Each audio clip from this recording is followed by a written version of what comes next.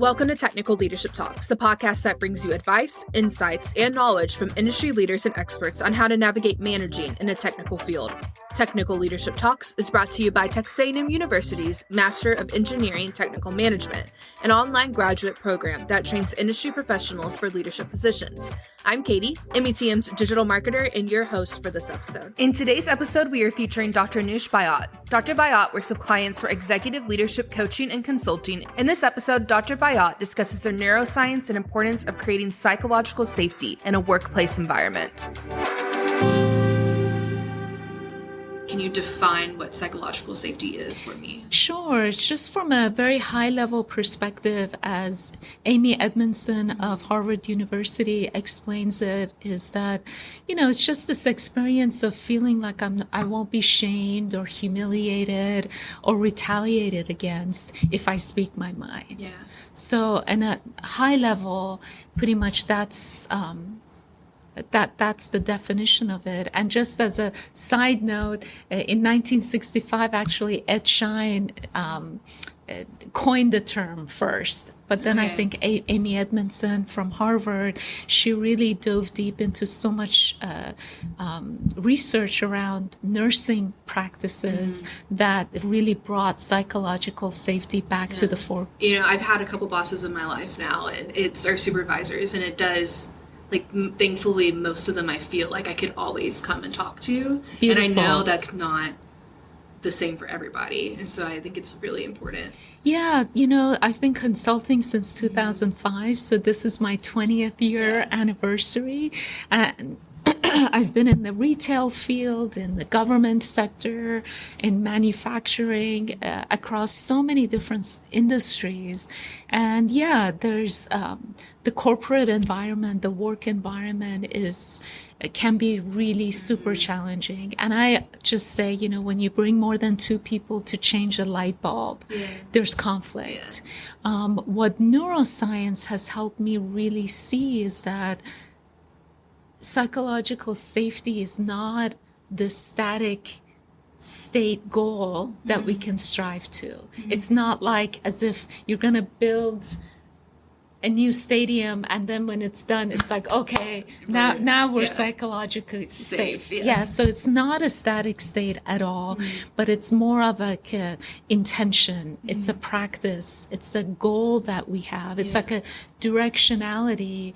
And because neuroscience sheds this light on our internal dimension, where as humans, we are always in this kind of threat response, especially when we're around people we don't know, projects that are new. We're so diverse that, especially with neurodiversity, we all experience threat in different ways. So it's safe to say that most people, myself included, all of us, it's normal to be guarded. Yeah. It's normal to experience things as a threat. So just because my boss talks in a certain way, you and I may perceive it differently. I may perceive it as just, this person's just talking loud, no threat, and the other person might feel super threatened. Yeah. So again, psychological safety, neuroscience just makes the concept even more complex. Like there's an internal dimension to psychological safety. Yeah. Do I feel safe experiencing my own threat response? And then also there's that external dimension of, is there civility? Is there respect in my place of work? How do we resolve conflict? So there's two dimensions or multiple dimensions. So kind of going off of that, is this just the supervisor's job to establish this environment, or does someone who is not in the power role, say, also have to? What an amazing question. Of course, as the minute we become managers of other people, of course, we're responsible for developing them, for having their best interests at heart, and for creating situations that empower them to do their best, right? So from that level, yes, there's so much research that's done in terms of how you engage with people that either enables them to want to learn and grow and be motivated, and how do you, what are some behaviors that diminish that capacity. So that's like, even in management science, that's a thing, right? And the deeper dimension from a neuroscience perspective is, how can I, as an individual, no matter where I am in the organization, how do I bring my awareness, how do I build my emotional intelligence skill, my awareness skills, to notice what situations feel threatening to me. And like understand your reaction. That, so that I can self-regulate enough so I can have these healthy relationships with people, so that I can accurately assess the situation. Because when I was younger, if I would feel threatened, I would immediately think that it's their fault. And Dr. Zori in the residency course for EQ always talks about, you're pointing the finger out there, where this program helps us point the finger back at ourselves. And so when I was younger, I wasn't pointing the finger at myself. It was always like, oh, this place doesn't feel good. That place is toxic. This leader is toxic. And as a young leader, you know, you kind of can get away with it because you feel like you have all these options and choices. But when I started to manage other people, all of a sudden I realized, wait, this is more complex. I can no longer keep pointing the finger out there. So I had to, that's when I just, that all that diving into spiritual psychology, coaching, behavioral science, all of that was so super helpful. And cognitive behavioral therapy is super helpful too, to see what is that mindset, where am I coming from, that's making my experience of this situation so much more painful than it even needs to be. How did you become interested in the neuroscience behind this? You know, I studied a lot of cognitive behavioral therapy, a lot of, you know, in spiritual psychology, we studied theories of psychology and also spirituality. So I was coming at it from so many different dimensions, this idea of, how do I create a sense of calm within? However, I always felt like there was something missing, because I would always come back to my same reactive patterns. Like, all these various approaches taught me how to cope with my reactive patterns, but they didn't explain why these reactive patterns occurred. Like, psychology at the time took me to my childhood, right? But it made my childhood experiences be so fixed. Like, oh, because this happened, you're vulnerable in this area. But neuroscience was this deeper aspect of saying, like, oh, like humanizing the whole thing. Like, oh, as humans, we have this limbic system, or this survival, this complex mechanism of our survival instinct that's always on guard, that's always reactive.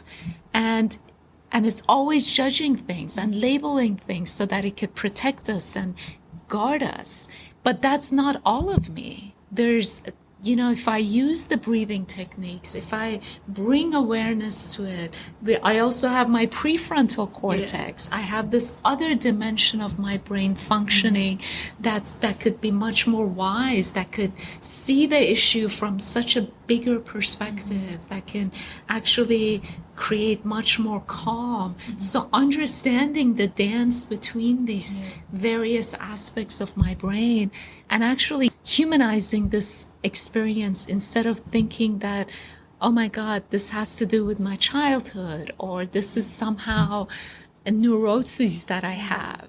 And so this is overly simplifying it, right? Because we may very well have neuroses from our childhood and all of that.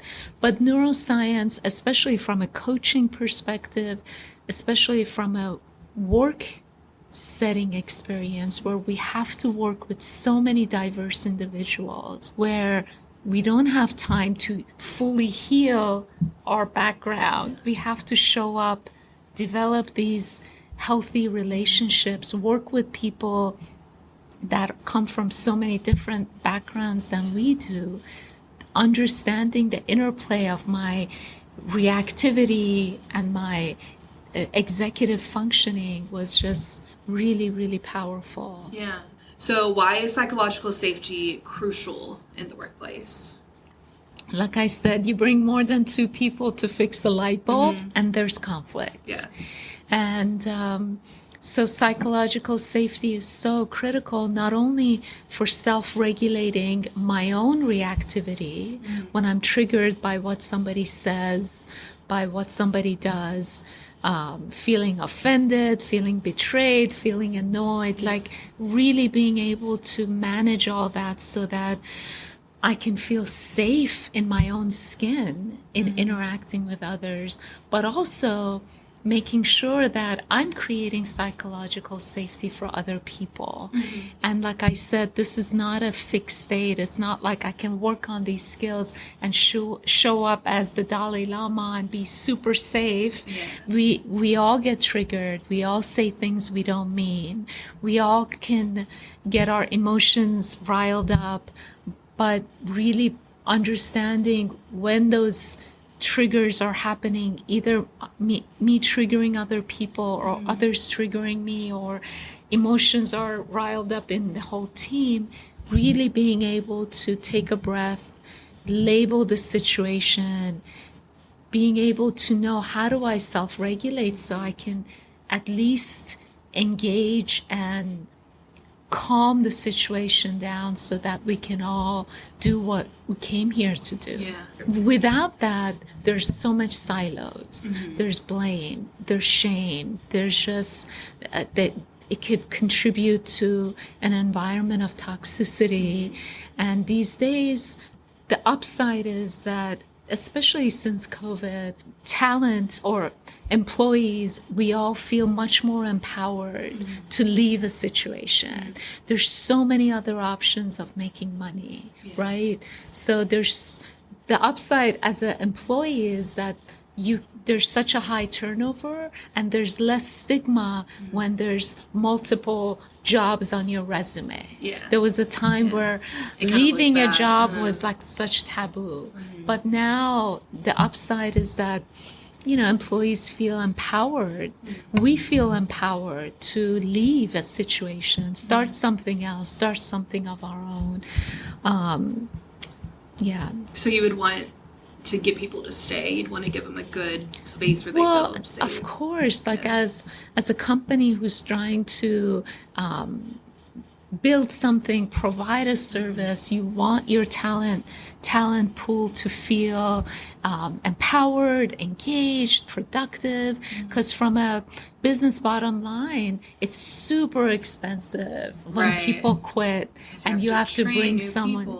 It's super expensive. Plus, you've spent so much time interviewing and finding the good fit that you really want to make sure that, even from a liability perspective, that you're creating an environment that's bringing out the best in people, knowing that there's so much diversity in terms of how people learn and feel inspired. Talking about different reactions, I feel like my reaction, if I don't feel psychologically safe, is to, I wouldn't say freeze, but not speak my mind. I'll just try to avoid, I guess. It's great to know that you're actually talking about our coping mechanisms, right? There's a fight, flight, freeze, and now there's a fawn and flock, right? Yes. Fighting is like, when you feel like somebody's doing you wrong, you just want to fight back, speak louder, really get engaged even more. Or you feel like someone's throwing you a punch, you want to punch back.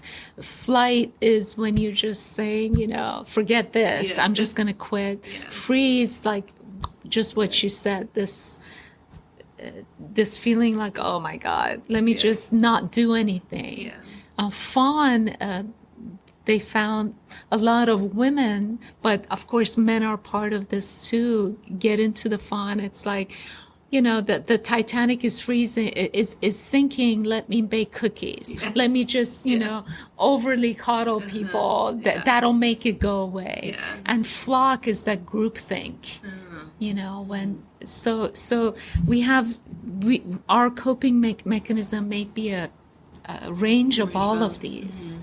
So what are some strategies leaders can use to create a psychologically safe environment? Oh, well, it starts with you. Yeah. So this is a lot of the coaching that you do, right? Exactly. In the workplace, you have to often use so many multiple strategies, right? It can't be that I just have to focus on myself and create psychological safety within. Sometimes in the moment, you have to be outside of yourself, fake it till you make it, and create a sense of safety for your team. But as a practice, it starts from within. Like the analogy of when you squeeze an orange, you get orange juice. Mm-hmm. So if you don't feel psychologically safe inside, no matter what you do, you're going to that sense of unsafety is going to trickle out to your team. Yeah. If you're constantly feeling like someone's out to get you, if you feel like you're an imposter, all of those negative fear-based thoughts, if you're not addressing those inside, they are going to trickle down to your team and they're going to feel it. And if you're going to create a sense of safety without addressing those deeper issues that you have, it's going to come across as disingenuous, right? Yeah. So again, the first step is not that as a coach I do a full therapy, but you can definitely support the leaders to start to discern where they're coming from. What kind of mindset are they coming from? Are they coming from that fixed mindset of blame and shame and all that? Or are they coming from a growth mindset of supporting the learning journey, not supporting mistakes, but when mistakes happen, being able to be generous with them and addressing them. And self-regulating between the two is such a critical skill that leaders need to learn. Like, where are they coming from? And then from that, supporting the team in understanding where are they coming from. Yeah. How can leaders recognize when psychological safety is lacking on their team? Judgment, reactivity, silos, shutting down, the left hand not knowing what the right hand is doing. Oh my God, we all know it. Yeah. And when there's high turnover, when people are leaving without any grace, when mistakes are being made without any grace, without any learning, you know it. Yeah. And there's subtle forms of that. Like there's environments where everybody's super nice, but there's so much tension. So it's not really about being nice. Yeah. Like that tension and toxicity can happen regardless of niceness or kindness. But when people, when we're don't have the capacity to really identify what's happening without blame and shame. What internal work do leaders need to do within themselves before they can create psychological safety for others? Again, self-awareness is critical. Being able to know, to really unpack, label and unpack my emotional responses, my anger, my frustration, in a safe space, knowing what is that about? Usually my anger as a leader is about shame and fear, like, oh my God, I'm responsible for leading this whole team to deliver this, and half my team has made mistakes, half my team is out to lunch, we've missed deadlines, and so that sense of panic, that sense of anger, frustration, shame, being able to unpack that and see where it's coming from and be able to self-regulate myself so that I can park that and deal with that either with my coach and my therapist, but at the same time be able to say, okay, how do I rally the team? How do I facilitate a conversation around the end-to-end process? Hey team, how can we optimize our processes to make our processes strong? How do we use this as a learning? How do I bring accountability, right? So there's the Neuro Leadership Institute identifies 3 key practices where it's growth mindset, like, okay, noticing how I'm super reactive. How could I disengage and be more of in my growth mindset? How could I create psychological safety both within myself and within my team so we can deal with these challenges that we're facing? And number 3, how do I create positive accountability instead of shame-based accountability, right? How do I, now that we know what we need to know, how do I own the mistakes that I've made, from a growth mindset, from a psychologically safe place? How do I dish out accountability across my team so we can take on this complex environment we're in and really learn and iterate and grow from it? A lot of this, I feel like you keep reiterating, like, be kind to yourself through this whole process. And I think that's really important. 100%. This is what it is to be human. It's literally like being mad at your car for running out of gas. Like, how silly is that? Once you realize that your car works because you either have to charge it up if it's electric, or you have to put fuel in it, then it becomes a habit. So knowing how we're made up as human, it really humanizes the whole thing. So it's not like there's something wrong with me when I'm triggered. It's like, oh, there's everything right with me that I get triggered. Everything right with you that you get triggered. And so now how do we self-regulate? How do we work with that instead of making each other wrong? I like that. Okay, so do you have any last advice you want to share or thoughts on this that you would like to share? I'm in the coaching business, so I'm going to toot our own industry. Get a coach, get a therapist, get a trusted set of friends where you can vent without getting backlash. I think it's so important to create those safe communities for ourselves where as humans we can do emotional cleansing, we can vent, and we can be ourselves with, but also communities that hold us accountable to not just staying there. Because our reactivity, even though it's human, it's not a justification for poor behavior. It's a starting point. It's not our ending point. So I could start out by blaming other people, blaming my boss, my environment, my background, my upbringing, my circumstances, other people. Great. Let's go there. Let's vent. There's these circles called wine and wine. Wine with wine, right? Like you're going to have these sessions where you have a glass of wine and you're going to whine about everything that's wrong in your life, right? But again, those venting sessions are important because you want to label it. You want to let it out. But that's not every place is safe for that, right? Or appropriate for that.